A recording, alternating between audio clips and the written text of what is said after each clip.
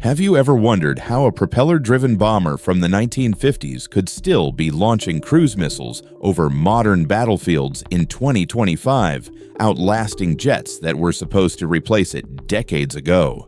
Imagine the thunderous growl of massive propellers slicing through the icy Arctic skies, a sound so powerful it echoes across continents and rattles submariners deep beneath the waves. That's the story of the Tupolev Tu-95, NATO's infamous Bear, a Cold War relic that's become an irreplaceable powerhouse in Russia's arsenal. Stick around as we dive deep into its history, design, operations, and why it's still roaring through the skies today. If you're hooked on aviation legends like this, smash that subscribe button, hit the notification bell, and share this video with your fellow plane enthusiasts. Let's ignite the passion for these sky warriors together. The story of the Tu-95 begins in the shadowed halls of the early Cold War, a time when superpowers raced to dominate the skies with nuclear dread. In the late 1940s, the Soviet Union, under Joseph Stalin's iron grip, faced a dire gap. America's B-29 superfortress could strike from afar, but the Soviets lacked a true intercontinental bomber. Enter Andrei Tupolev, the visionary designer whose name would become synonymous with Soviet aviation prowess. Tasked with bridging this void, Tupolev's team drew inspiration from captured American designs, evolving from the reverse-engineered Tu-4 and the experimental Tu-85 prototype. By 1950, the blueprint took shape, favoring turboprop engines over thirsty jets for unmatched fuel efficiency on marathon missions. The first prototype lifted off on November 12, 1952, a monumental leap that promised to carry nuclear payloads across oceans. Yet triumph mingled with tragedy. In 1953, a catastrophic engine failure claimed a prototype and several lives in a fiery crash.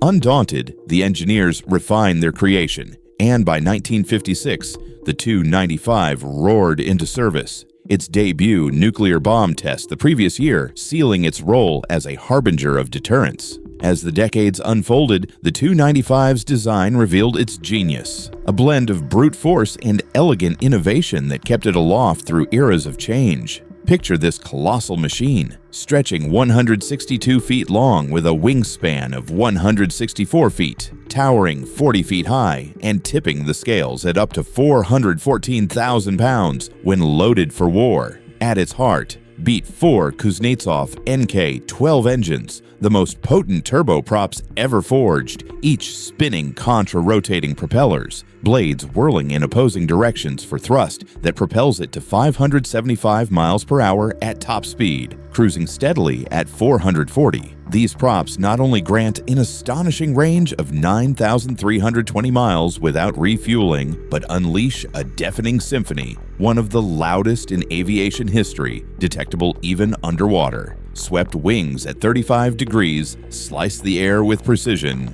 anti-shock bodies on the route's tame drag, and a pressurized fuselage shields the crew during grueling 15-hour patrols up to 45,000 feet. Payload: a staggering 33,000 pounds, from free-fall bombs to 16 cruise missiles like the Kurt 55 or cutting-edge Kot 101/102. Early defenses included tail guns evolving into electronic jammers, chaff, and flares, while modern upgrades boast glass cockpits and resilient analog systems that shrug off cyber assaults.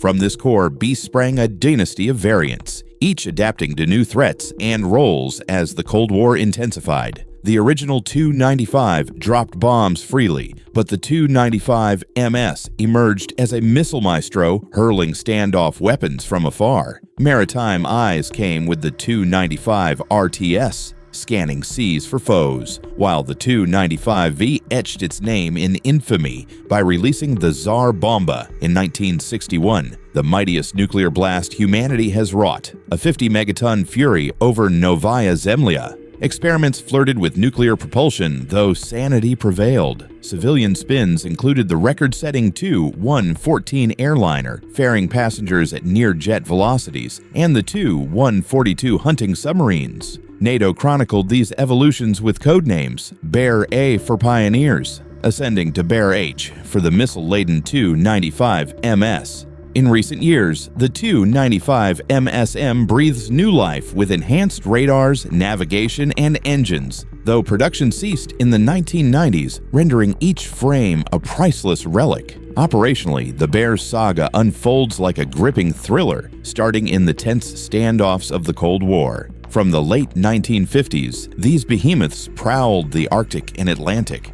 shadows of nuclear Armageddon, probing NATO borders and ready to unleash hell. Intercepts became routine rituals, American and Allied fighters darting to escort the intruders, a high-stakes ballet that teetered on the brink but seldom spilled into chaos. The 1961 Tsar Bomba drop marked a pinnacle of terror, the modified Tu-95V surviving the shockwave by a thread. As the Soviet Empire crumbled in the 1990s, the Bear adapted, shifting from doomsday patrols to conventional muscle. Russia revived long-range flights in the 2000s, flexing might near adversaries. In Syria's chaos from 2015, Tu-95s hurled K-101 missiles at distant targets, proving their standoff sting against ISIS strongholds. The Ukraine conflict since 2022 thrust the Bear into the spotlight once more, launching barrages from safe Russian skies to evade defenses.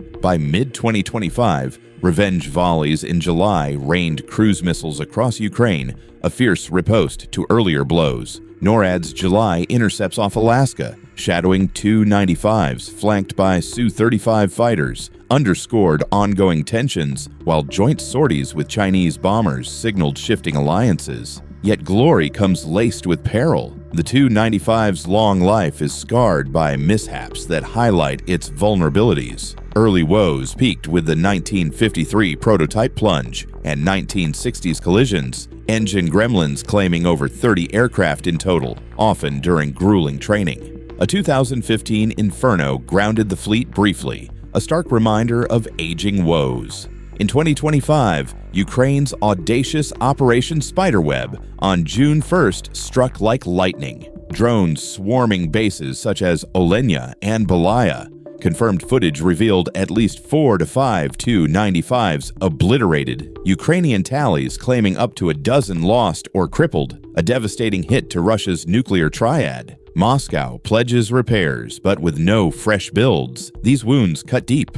Non-combat brushes, like tense intercepts, add to the ledger, though no recent shootdowns mar the record. Today, in August 2025, Russia stands as the lone guardian of the Bear, fielding around 40 to 45 active units after Spiderweb's toll, down from over 50. Bases like Engels and Ukrainka house these veterans, sanctions gnawing at maintenance, while MSM upgrades push service to 2040 or beyond. Yet the fleet's irreplaceability looms large, its prop-driven endurance a double-edged sword in a jet age. Gazing ahead, the PAK-DA stealth bomber, a subsonic flying wing, akin to America's B-2, promises succession, but delays shrouded in doubt.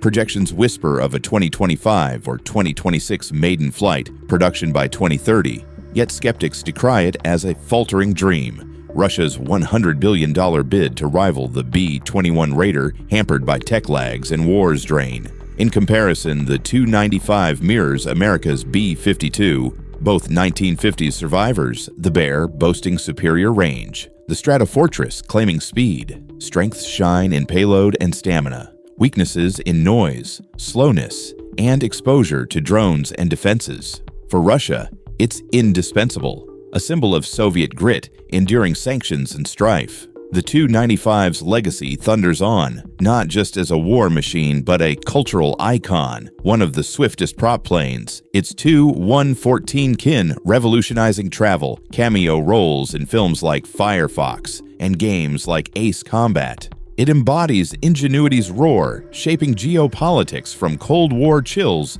to 2025's flames, a testament that some legends never retire. Thanks for embarking on this riveting journey through the skies. If the Bear's epic captivated you, give this a thumbs up, subscribe for more thrilling aviation tales, and share it with your network. Don't forget the bell for updates. More airborne adventures await. Until next time.